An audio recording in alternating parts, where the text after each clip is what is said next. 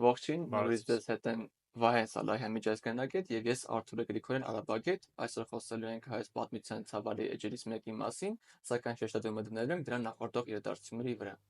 Այս տեսանյութի առաջին հատվածում մենք ձեզ ցույց կտանք Օսմանյան կայսրության միջազգային դրությունը, քաղաքական տնտեսական համակարգի դրությունը եւ հասարակական հարաբերությունները 19-րդ դարի ընթացքում։ Փորձելու ենք հասկանալ հայոց ցեղասպանության նախադրյալները, որոնց հիմքերը տեսնում ենք 19-րդ դարի կեսին եւ վերջին, որտեղ արդեն Օսմանյան կայսրությունը գնում էր դեպի անկում, դեպի մասնատում եւ արդեն ծառացել էր Օսմանյան կայսրության առջեւ մի շարք խնդիրներ, որոնցից մեկը նաեւ արտաքին ճնշումներն էին, որոնք հողարկված էին քրիստոնյաների պաշտպանելու քողի տակ, սակայն նպատակ ունեին բաժանել հսկա կայսրության ռեսուրսները։ Ինչպիսին էր Օսմանյան կայսրության դրությունը միջազգային հարաբերություններում 19-րդ դարի ընթացքում։ 1820-ական թվականներին ռազմական գործողությունները շարունակվում էին Բալկանյան թերակղզում եւ փաստացի Հունաստանը հասնում է անկախության Օսմանյան կայսրությունից։ Մենք տեղյակ ենք նաեւ որ 1853-56 թվականներին ընթացավ Ղրիմյան պատերազմը, որի ընթացքում Օսմանյան կայսրությանը տրամադրած ռազմական օժանդակության դիմաց Արևմտյան Եվրոպայի հիմնականում առաջատար երկրների կողմից, Ֆրանսիայի եւ Մեծ Բրիտանիայի, նրանք կամաց-կամաց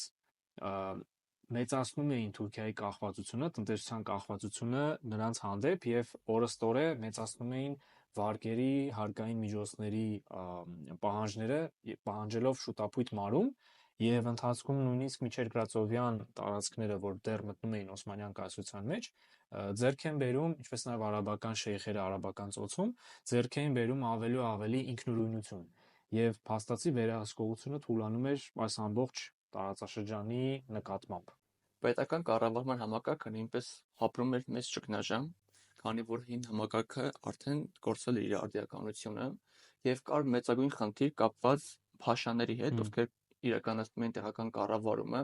եւ ունեին կամայականություններ եւ կարող էին հարկը,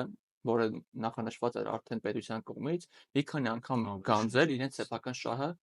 հետևելով, հատկապես քրիստոնյաներից։ հատկապես քրիստոնյաներից եւ խնդիրը նրանում էր կայանում, որ ի սկզբանե իսլամ ընդունած թուրքերը չէին զբաղվում տոկոսով գումար տալու, վերցնելու, բանկային աշխարհությամբ չէին զբաղվում եւ խնդիր կար, քանի որ արդեն տնտեսությունը կախվում ուներ գումարային ներդրումներից, տոկոսայնությունից եւ բանկերից, այդտեղ մեծ առաջադիմություն ապրեցին հայերը, հրեաները, հույները, ովքեր չունեին այդ ժամանակահատկումը եւ կարող էին նման գործունեությամբ զբաղվել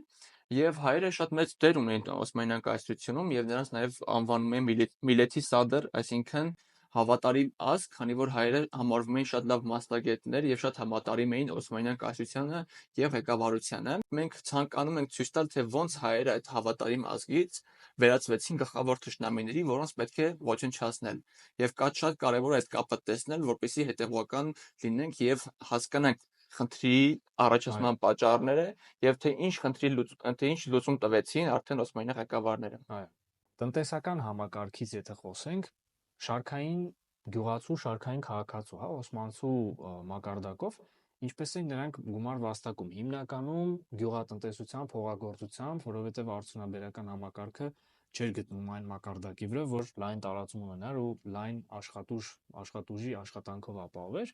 ուստի այն մարդիկ, ովքեր չունեին սեփական հողը, հողատարածքը, նրանք հող ձեռք բերելու մեխանիզմը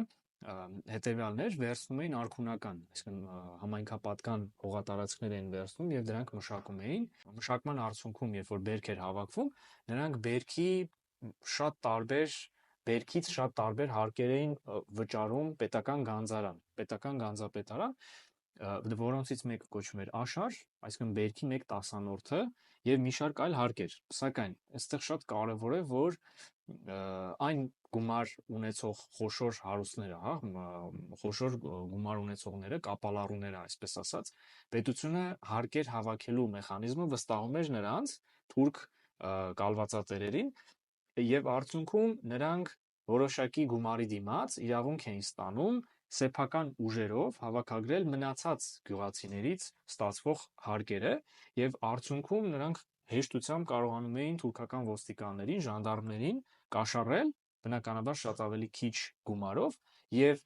Արդյունքում իրենք կարողանում էին զեղծարարությունների դիմել եւ բնակիչներից վերցնել շատ ավելի շատ գումար, քան աշխարհով նախատեսված էր, հա, եթե 1/10-որդը, 1/10-որդը պիտի վճարվեր, նրանք վերցնում էին բերքի կեսը, երբեմն նույնիսկ ավելին։ Իսկ եթե հայ կամ ոչ հայ մյուս ազգերի ներկայացուցիչները հանկարծ ըմբոս տանում էին այդ անօրինության դեմ, նրանք հեշտությամբ բանտարկվում էին, նրանց դեմ գործեր հարուցվում, այսինքն եւ նրանք հայտնվում էին բանտում։ Սրանից բնականաբար օգտվում էին նաև մեծ տերությունները, Մեծ Բրիտանիան, Ֆրանսիան, ովքեր որ Թուրքիայում Օսմանյան կայսրությունում խորացող ֆինանսական ռեսուրսների պակասը, նրանք լրացնում էին սեփական բանկերը եւ մասնաճյուղերը հիմնելով եւ արդյունքում նրանք իրավունք էին ստանում կայսրության տարածքում միայն իրենց կազմակերպություններն էին կարողանում երկաթգծեր քաշել եւ այլ տնտեսական գործունեություն ծավալել, փաստացի հարստանում էին Օսմանյան կայսրության հաշվին։ Այստեղ կցանկանամ քեզ հավելել, Վահե ջան, որ օրինակ թուրքերը չէին զբաղվում, ինչպես նշեցինք արդեն վաճառականությամբ, նաև չէին զբաղվում արհեստներով։ Արհեստները հիմնականում զբաղվում էին հայերը, հույները, հրեաները։ Երկրի խոշոր քաղաքներում, օրինակ ինչպեսիք էին Կոստանդնուպոլիսը, Իզմիրը, Էրզրումը, Վանը եւ մնացած քաղաքներում հիմնականում հայերն էին, որ զբաղվում էին արհեստներով։ Թուրքերը զբաղվում էին ավելի շատ էժանագին արհեստներով, այսպես ասած, ովքեր ունեին հումքի մշակում, կաշվի մշակում, իսկ արդեն բարձրաժեք արհեստներով, ինչպեսիք օրինակ ոսկերչությունը եւ մնացած արվեստները, որ նաեւ պահանջում են արվեստի գիտելիքներ, հիմնականում զբաղվում էին հայերը։ Եվ այստեղ կարելի է երկու հակադրություն այստեղ բերել, որ հայերը ոչ միայն չունևոր գյուղացիներ էին, այլ նաև մեծահարուստ ամիրաններ էին, ովքեր ապրում էին Կոստանդնուպոլսում, եւ հիմնական խնդիրներից մեկը, որին նաև բախվում ենք այսօր, Պոլսում ապրող մեծահարուստ ամիրանները շատ, այսպես ասած, ականջալուր չէին, հեռացած էին իրենց մարզերում ապրող մյուս մարզաբնակ հայրենակիցներից, ովքեր ապրում էին օրինակ Զեյթունում, Մուշում, Վանում, եւ երբ որ Ադանայում օրինակ 1909 թվականին տեղի էին ունենում կոտորածներ, հայ մեծահարուստները շարունակում էին իրենց ցոփ եւ շվայտ կյանքը Կոստանդնուպոլսում։ Հավելենք նաև, որ Թուրքիայում ապրող բնակչության թուրք մասնաբաժին, ովքեր ազգությամբ թուրք էին, նրանցից 90%-ը համարվում էին անգրագետ։ Եվ համեմատելով հայ ազգաբնակչության հետ, ովքեր այդ ժամանակահատվածում միայն 33%-ն էին անգրագետ, եւ այս բոլոր խնդիրները համատեղ վերցնելով եւ տնտեսական եւ քաղաքական եւ հասարակական Եվրոպայում համարում էին Թուրքիային Եվրոպայի հիվանդ մարդ։ Եվ որպես լիարժեք խաղացող, որպես լիարժեք անդամ նրան չէին ընդունում եւ իրենց համար Թուրքիան դարձել էր գործիք, որով կարող էին պայքարել նույնիսկ ցարական Ռուսաստանի դեմ, որով կարող էին պայքարել Սուրբ Երուսաղեմի որպես հովանավոր լինելու, որպես տիրանալու եւ իրենց շահերը ներկայացնելու համար։ Դրանից հետո նաեւ առաջացավ արևելյան հարցը, որի անբաժան մասը դարձավ հայոց հարցը, որի, այսպես ասած, հանգուցալուծում էլ համարում էին թուրքերը Մեծ Եղեռնը, որով այդ հարցը լուծեցին, որը իհարկե կարելի ասել, որ մենք հիմնականում շեշտում ենք 1915 թվականը, սակայն սկիզբը դրվել է Համիզյան ջարդերից եւ շարունակվել է մինչեւ 1923 թվականը։ Ահա այսպիսի հանրային քաղաքական հասարակական միջավայրում էր, որ 1860-ականներին, ավելի կոնկրետ 1865 թվականին ձևավորվում է նոր Օսմանների շարժումը, ի սկզբանե գաղտնի որպես կազմակերպություն, գաղտնի շարժում, այնուհետև ավելի հանրային բնույթ այն սկսեց կրել, ովքեր կարոզում էին ավելի լիբերալ ազատական գաղափարախոսություն, որը սակայն բխում էր Օսմանյան կայսրության ամբողջականության, տարածքային միասնականության գաղափարներից եւ նրանք առաջ էին քաշում երկիրը պետությունը ամբողջությամբ վերափոխելու թե պետական համակարգը, թե տնտեսական համակարգը, թե մինչև անգամ լեզուն բարեփոխելու, վերանորոգելու ազատական առաջադիմական գաղափարներ եւ ի սկզբանե շատ կարեւոր է հասկանալ, որ այս փուլում նրանք ունեին, այսինքն նոր Օսմանները ունեին հանդուրժողական վերաբերմունք Օսմանյան կայսրության այլ ոչ թուրք ազգերի ներկայացուցիչների հանդեպ։ Եվ շատ հետաքրքրական է, որ նրանց կազմում առկա էին ինչպես պետական գործիչներ, այնպես էլ լրագրողներ, մանկավարժներ, գրողներ, որոնց միջոցով որ ձևավորվեց կամաց բյուրեղացավ նրանց գաղափարախոսությունը։ Նրանց ղեկավարներն ու գաղափարախոսներն էին օրինակ թուրք պոետ եւ գրող Մեհմեդ Նամակ Քեմալը, հասարակական գործիչ Իբրահիմ Շինասին, գրականագետ Ալի Սուավի Էֆենդին, գեներալ Հուսեյն Վասֆի Փաշան, պետական գործիչ Ահմեդ Միթհաթ Փաշան։ Նոր Օսմանները Օսմանյան կայսրությունը դիտում էին իբրև մեկ ընդհանուր համայնք, այն է Ումմետ Օսմանիե, Օսմանյան համայնք, որի անբաժան մասը թուրքերն էին, թուրքական բնակչություններ կամ պատկերավոր նրանք թուրքերին տվյալ մարմնի գլխի հետ էին ասոցացնում, այսինքն մեր երկրի գլուխը թուրքերն են, մարմինը քրդերն ու արաբներն էին եւ ըստ նրանց բանող մասերը, այսինքն ձեռքերը ու ոտքերը հայերը, հույներն ու հրեաներն էին կամ ասորիները։ Բալկանյան երկրներում տեղի ունեցած ապստամբություններից հետո, երբ որ արդեն բարձրացավ տեղի ժողովուրդների ազգային ինտեգրիտացությունը եւ 1060-ական թվականին, երբ որ այդ շարժումը իր բուրըն ընթացք էր ապահովում եւ ընթանում էր, տեղի ունեցավ Զեյթունի ապստամբությունը 1862 թվականին, որից հետո Ֆուադ Փաշան նամակով դիմում է Աբդուլ Ազիզ Սուլթանին։ Հայերը հակում են ցույց տալիս դեպի ոտնձգություն եւ խելացի բան է նրանց եռանդը չափավորելը, ասպարեզը տալով միայն նրանց, ովքեր պարկեշտորեն ընդունում են մեր կայսրության միասնականության սկզբունքը, վճռականապես մերժելով ոչ թուրքերին ինքնուրույնություն շնորհելու որևէ գաղափար։ Որտեղ նա ներկայացնում է, որ հայերը ոգևորվել են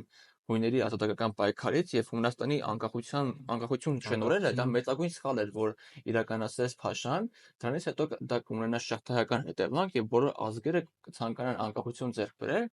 եւ ես կարծում եմ, որ Ֆուադ Փաշան ճիշտ էր իր կանխատեսումներով, որովհետեւ դրանից հետո Բալկանյան ժողովուրդներից հետո բուլղարները եւ մնացած Բալկանյան ժողովուրդները սկսեցին պայքարել իրենց ազգային ինտեգրիտացման, ազգային ինքնորոշման համար եւ դրանից օգտվում էին նաեւ արաբերական տերությունները, ովքեր դա նույնպես արկել էին խաղաթուղթ ընդդեմ Օսմանյան կայսրության եւ ջլատում էին Օսմանյան կայսրությունը։ Մենք նույնպես տարբեր հոսանքների տակ ընկանք այդ ժամանակահատվածում, երբ որ մի կողմից Ռուսաստանին էինք օգնում, երբ որ Ռուսաստանը սկսում էր ռուս-թուրքական պատերազմը, օրինակ 77-78 թվականին, հայերը շատ մեծ օգնություն էին ցուցաբերում դեպի Թուրքիա արշավով ռուսական զորքերին, նաև մեծ հույսեր էին կապում թե Մեծ Բրիտանիայի, թե Ֆրանսիայի հետ, օրինակ Բեռլինի կոնֆերանսի ժամանակ, երբ որ հայերը այնտեղ ցանկանում էին իրենց ներկայություն ունենալ, հիշենք Խրիմյան հայրիկի հայտնի խոսքերը, այս ամենը ստեղծեց մի իրավիճակ, որ սկսեցին թուրքերը հայերին ուրիշ աչքով նայել, այսինքն էլ հայերը այն վստահելի ազգը չէին,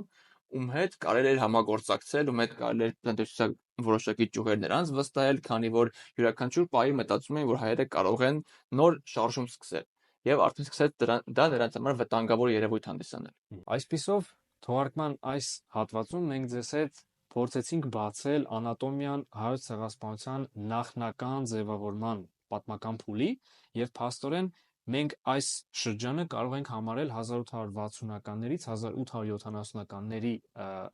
հատվածը, անցքերը,